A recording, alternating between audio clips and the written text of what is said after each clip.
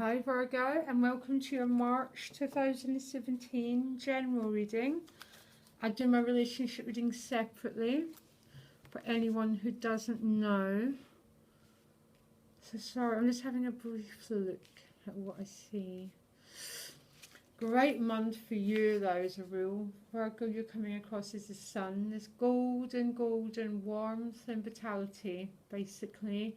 And this card just represents you.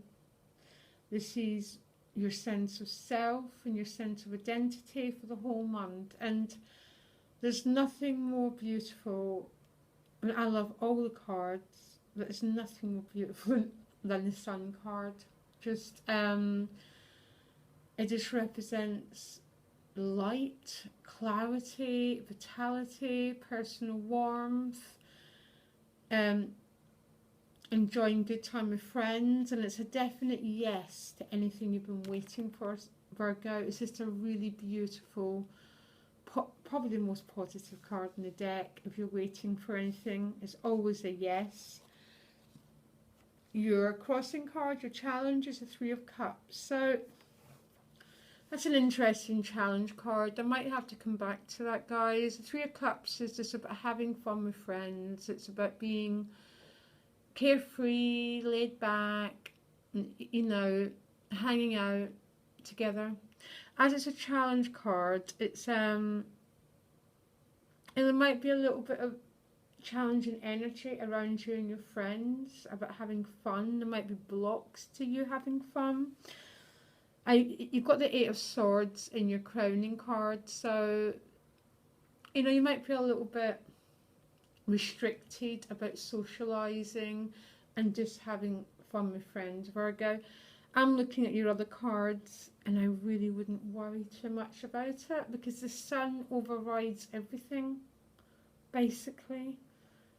So it's almost one of these things we can't quite make one night out. I really wouldn't worry too much about it. I'll just blast through and just shine, basically. Okay? So you enter March with the Six of Swords. This another beautiful card. Moving from one stage of your life to another. But there's something incredibly deep and incredibly peaceful about this transition you're going through. There's no trauma, just a quiet feeling that one chapter's finished, a new one's beginning, okay? But nothing extreme. It's, you know, it's just a surrendering to what is and being quite content about it. You then move on to the Knight of Cups. Again, two meanings. The Knight of Cups, quite often this is an offer of love, and it could be from your friendship group, with that Three of Cups is your challenge, so I'm not sure. Or for some it's reconciliation. Knight of Cups, it's healing a relationship with someone. It's spending time with someone who maybe there's been a conflict with, and sorting out your differences, basically, and coming to that really deep reconciliation place where you just forgive each other, okay? So it's going to be different things to different people. Now, at the top of the deck, this is your conscious thinking. Everyday thinking is the Eight of Swords. So there could be a little bit of frustration around the Eight of Swords. But if you look at the character in this deck, I'm not sure, because sometimes I find the Eight of Swords an extremely annoying card. It could be feeling stuck, but as they say, she's not properly tied to anything. She's literally got bits of string around her hands which she can just break out of, but she's choosing not to break out of it. She's choosing to stay stuck and to keep a blindfold on. It's like she's almost choosing to stay in quite an unhappy place. So I want you to consider that card, Virgo. Just stay with it, and if you come to a point of, oh, I feel stuck, then you're going to have to go inwards and ask yourself, you know, just try and consider what's going on for you. Is that the truth? Or are you choosing to stay in a situation that you shouldn't be in? Or are you wanting something that you can't have at the moment? That's a sort of energy that will keep you feeling stuck. At the bottom of the deck, you've got the King of Wands. Absolutely beautiful, beautiful pioneering card, okay? For some, this might represent a fire sign, male, female. It's not gender specific, but the males are much more dynamic. So this could be someone who's deeply relevant to you, this fire sign person. Or Virgo, this could be you. This could be, the King of Wands is a pioneer, okay? He sets new trails. He uses his torch to shine the light in places where previously you felt blocked and you felt stuck. And actually, great two cards together. If he uses his wand to shine a light on this thinking, what's keeping you feeling stuck? Be that pioneer, break through, and that's what the King of Wands can do. He knows how to break through restrictive energy because he's got the wands, and the wand is healing power. It shines the light where once you were dark and once you couldn't see, he brings light to it. So sorry, I'm going on a bit, I'm sorry. So how others are seeing you is the Nine of Wands. So, you know, this is you sort of,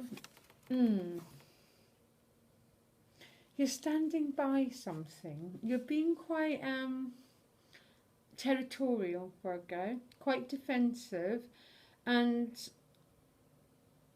that's okay, because behind that defensiveness is a feeling maybe that someone's trying to take something from you, or someone's trying to attack you, which could be one of these Three of Cups. And because he feels someone's trying to attack him, he's putting down his boundaries really strong. In this card he doesn't, but in the Rider-Waite he wears a bandage from a past wound, and there's a sense of I've already been in a war, so don't come too near me. So other people are seeing you as quite defensive, Virgo, basically. Quite reactive and defensive. So be a bit mindful of that. And in your environment card, home or work, you've got the Wheel of Fortune. So this is a great card if you're looking for a house, if you're looking for a new job. This is a great card for you and your colleagues or you and your family. You're not in charge of this card. So you're not in charge of when this wheel is going to turn. Okay? It's basically destiny at work, Virgo. It's nothing happens. I'm an astrologer too. And nothing happens until it's time to happen. But something in the home or the workplace is about to transform, and some really good luck's coming that way. But you're not in charge. You need to let go and just allow this wheel to turn, because it's going to turn. Now, in your hopes and fears, you've got the Two of Swords. So, if you just give me a minute. Something just so deeply similar about these cards, aren't they? They're almost identical. Apart from she's got golden light over her eyes. And this lady's got a blindfold. But it's a feeling of not... I've still got this, a little bit of a feeling of you feeling stuck at some level, Virgo. I haven't got severe stuckness, but a sense of not wanting to see something, or not wanting to make some decision that needs to be made. Not wanting to... There's something that's easier not to look at, basically, than to look at. And I'm not sure what it is. It could be to do with this feeling defensive. There's something you're needing to stay away from. And when people get too near it, you're you just seem to be jumping backwards, okay? I think it could be something to do with relationships. So that Three of Cups as your challenge card. It could be something, some emotional theme. But your outcome is the Strength card. This is you walking hand in hand with, you're in unity now. It's almost you've tamed that Nine of Wands. You've tamed the Eight of Swords. You've tamed this feeling of being stuck. And you walk side by side as equals with your more hidden self, your shadow self, whatever you want to call it. But ultimately that's who we are. We're a combination of good and bad, a combination of parts of, I don't know what I'm trying to say here, but it's a feeling of you're going to overcome something, this Virgo, and it's a sign of needing to keep yourself and defend yourself. And we need to defend ourselves when we feel we're about to be attacked. And there's a feeling maybe you've got of being too criticised by people, being a feeling that you're going to be picked on again, bullied again. I have no idea what. It's something to do with the past, and it's something to do with past. It's something to do with relationships that are resurfacing. But Virgo, you're not stuck. She's got the power just to take this bandage off. It's hardly even look. It looks like it's just made of thread.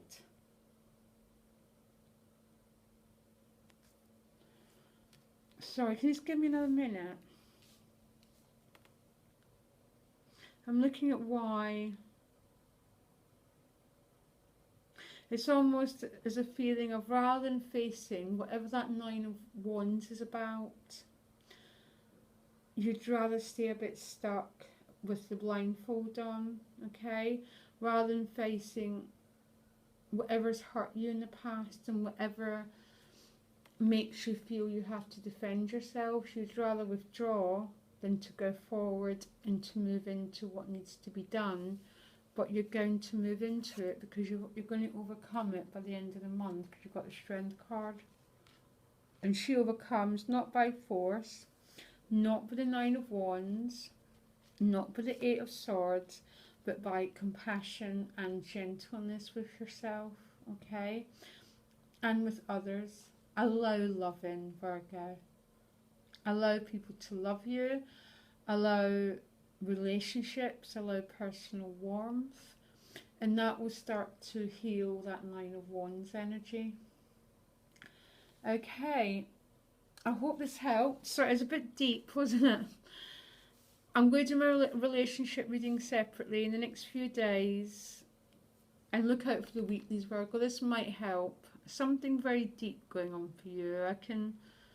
Something's been reactivated in your friendship at the moment, which is causing you to want to withdraw rather than risk attack again. Okay, Virgo, I'll speak to you later. Bye.